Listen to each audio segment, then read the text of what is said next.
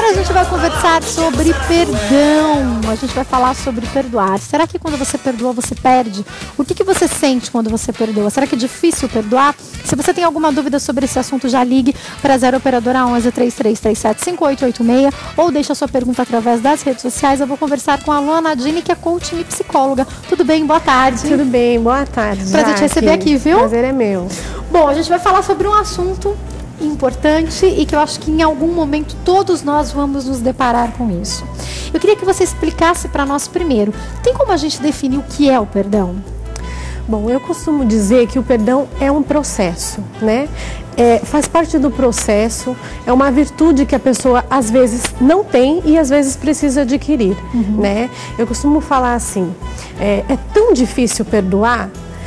Todo mundo já passou por uma situação em casa, na vida, em que teve que perdoar. E às vezes as pessoas dizem assim, sempre as pessoas dizem, né? Ai, mas tem situações que são imperdoáveis, né? E eu costumo dizer, não são imperdoáveis, né? A gente tem que elaborar o perdão na nossa vida. Hoje, eu acho bastante interessante que pesquisas científicas falam sobre o perdão, né? Linkando com a felicidade. Todo mundo quer ser feliz, né? Nós vivemos em uma situação hoje bastante capitalista, em que as pessoas pensam assim, quando eu casar eu vou ser feliz. Aí casa e não é feliz. Quando eu tiver um filho eu vou ser feliz. Aí tem um filho e não é feliz. Por que a pessoa não é feliz? Muitas vezes a pessoa não é feliz porque não tem um autodesenvolvimento, não consegue elaborar o perdão na sua vida. Isso é cientificamente provado, né? Existe uma pesquisa que se chama Authentic Happiness, que é uma pesquisa bastante famosa e fala que o perdão é uma das principais forças que levam a pessoa a ser feliz. Porque quando a gente fala de algumas doenças como o câncer, por exemplo, a gente sabe que tem a ver com mágoa, a gente sabe que tem a ver com a pessoa guardar tudo.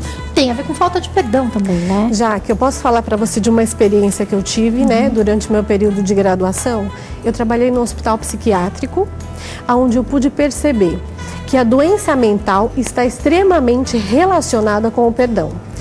As pessoas que desenvolvem um desequilíbrio emocional, geralmente elas desenvolvem transtornos mentais porque não conseguem perdoar.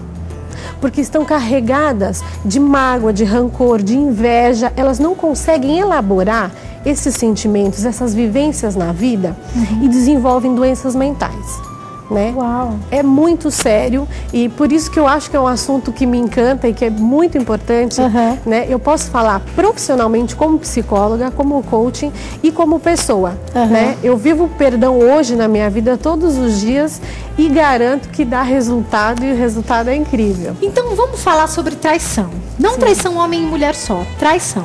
E a gente sabe que existem N situações por aí onde a melhor amiga trai, o melhor amigo trai, o marido trai, a esposa trai, o familiar trai. E eu queria que você falasse para nós, qual você percebe que é a principal dificuldade que as pessoas têm para perdoar? Por que em alguns casos é tão difícil a gente perdoar? Essa pergunta é muito importante, né? A principal pergunta sempre as pessoas me fazem.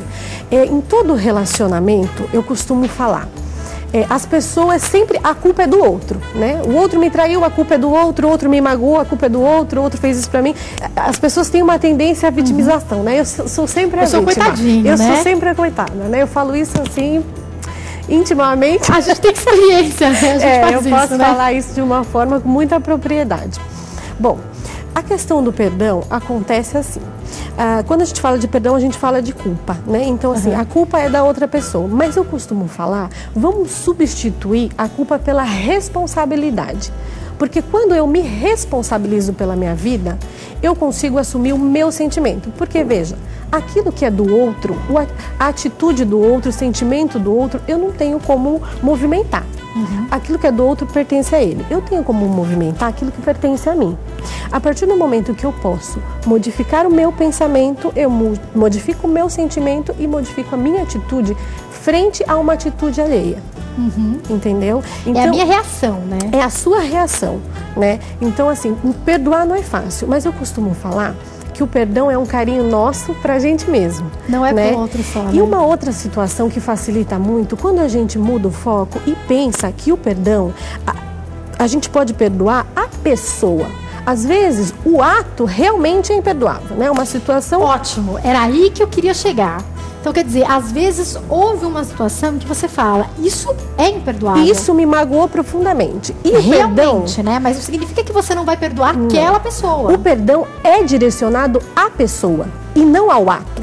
E aí fica mais fácil, porque a gente tem que saber diferenciar perdoar e relevar. Perdoar não é relevar. Relevar é guardar a mágoa dentro da gaveta. Jogar na cara em toda briga, tá né? bom, eu vou relevar. Perdoar é diferente. Perdoar, eu costumo falar, é uma libertação. Quando você elabora a partir de técnicas de desenvolvimento humano, pessoal, né?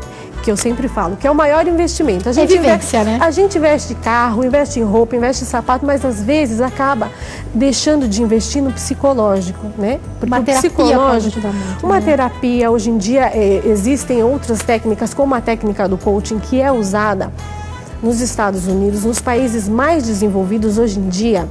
O coaching é baseado na psicologia positiva e na cognitiva, que possibilita o treinamento das pessoas aprenderem e adquirirem virtudes que não têm, por exemplo. A gente pode aprender a perdoar, é isso? Pode aprender a perdoar. E não é impossível, é humanamente possível, isso é comprovado cientificamente. Não só virtudes como perdão, como gentileza, né? O que a gente costuma chamar na psicologia positiva de forças positivas. É ser uma pessoa melhor, né? Ser uma pessoa melhor. Isso, né? Não só para o outro, mas para a gente também, né? Principalmente pra gente. A partir do momento que a gente adquire essas virtudes e aprende a perdoar, a gente se liberta e a gente é mais feliz. Né? Agora, eu queria falar com você sobre a dor. Nunca vivi uma grande traição, mas eu imagino que deva doer muito. Dói. Imaginando o peso. Vamos falar de uma mulher traída pelo seu marido ou de um homem traído pela sua esposa. Que eu acho que é um fato muito sério. E a gente vê casos de pessoas que foram traídas com a melhor amiga, com alguém da família, com o melhor amigo. E as pessoas que eu conheço que foram traídas falam de uma dor que ela se torna física também. É como se a dor ela existisse de forma física. Como conseguir perdoar ainda assim? Existe. A dor, ela realmente não é só... a gente fala assim, tá doendo o meu coração. E às vezes, quando a gente tá assim... numa situação em que a gente vive de dor, às vezes vem aquele quentinho, aquele geladinho, né? Você já experimentou? Ou é um quentinho, um geladinho que dá na gente e aquilo parece que vai explodir, né? Parece que a gente não cabe dentro da gente. Existem profissionais que ajudam você a aprender a lidar com essas situações, né? Porque assim, não é só a traição de um namorado ou a traição de... Às vezes a traição ela está presente em vários momentos na nossa vida, né? De homem e mulher. Não é fácil perdoar, mas é possível. Eu costumo falar do perdão como um processo, porque aquela pessoa que ela não tem essa virtude, ela pode adquirir, mas dá trabalho. E as pessoas têm preguiça de estar se disposto, não né? só disposto, né? É comprometimento. É possível a partir do momento que você se compromete. Aquilo que eu sempre falo, eu não posso mudar aquilo que vem do outro, mas aquilo que vem de mim, por exemplo, a mágoa é minha, né? De quem é a mágoa? A pergunta que eu sempre faço, que a gente pode generalizar dessa forma, de quem é a mágoa? A mágoa é minha. Aquilo que me pertence, eu posso modificar. A partir desse momento, eu tenho duas escolhas. O que eu faço com essa mágoa? Ou eu escolho essa mágoa para ser minha companheira eterna e me torno uma pessoa triste, uma pessoa azeda, que a gente costuma dizer, né? Às vezes uma pessoa até de difícil convivência. Ou então eu transformo essa mágoa em perdão. As pessoas costumam tomar decisões a partir de duas situações. Ou uma situação em que gere muito prazer, ou uma situação que gere muita dor. Para eu conseguir perdoar, eu preciso decidir. A partir do momento que eu decido, ninguém me impede, ninguém me segura. Dá para continuar? Infelizmente a gente tem pouco tempo, mas eu tenho que fazer mais essa pergunta. Dá pra gente continuar convivendo normalmente com essa pessoa? Ou em alguns casos, por exemplo, houve uma grande traição. A sua melhor amiga te traiu, ela precisa continuar sendo sua melhor amiga para você tê-la perdoado ou não? Não. E essa pergunta é, assim, muito, muito legal mesmo, porque realmente a gente pode perdoar de longe. Por quê? Veja, o perdão é meu. Às vezes a gente pode perdoar alguém que nem quer o nosso perdão, que nem sabe, que não faz questão, que nem acha que fez nada, que nem acha que fez nada. Então, como a mágoa é minha, o perdão é meu. Aquilo que me pertence. Para eu perdoar, não preciso ser melhor amiga, eu não preciso conviver, eu posso perdoar alguém, elaborar isso no meu coração, no meu sentimento, na minha vida, sem ter que conviver com a pessoa. Isso pode levar tempo, né?